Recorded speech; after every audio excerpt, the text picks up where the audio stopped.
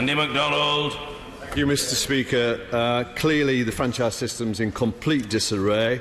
It seems that Stagecoach boss Martin Griffiths and Richard Branson have been taken completely by surprise by the announcement of the decision to disqualify Stagecoach from the discredited franchise process, seemingly for failing to provide sufficient commitments in terms of the pension scheme, bidders having been asked to bear full long-term funding risks on relevant sections of the Railways pension scheme.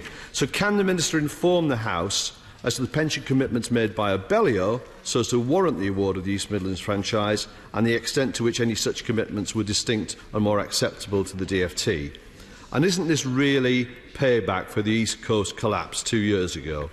The question on the airwaves today was whether this decision was going to propel Richard Branson back into his favourite hobby of suing HM Government over the awarding of contracts, which has served him so profitably over the years.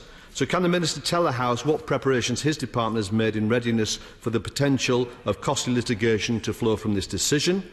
Why did the DfT change the pension rules in the middle of the bids?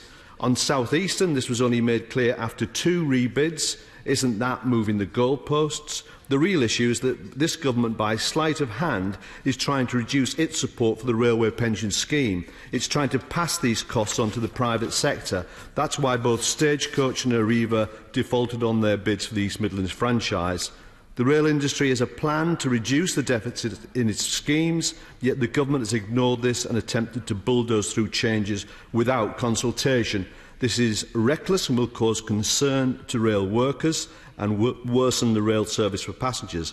Can the Minister tell the House what discussions were there with the trade unions?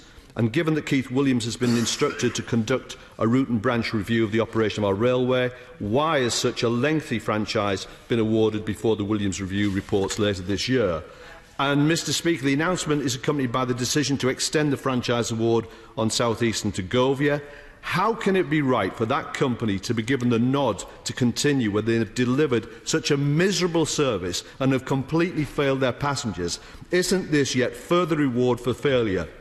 Surely even this beleaguered government can see what is staring them in the face, that the franchise system is in a total of complete collapse and they need to respond to long-suffering passengers and do what the next Labour government will do, which is to bring track and train back together in state ownership, this state.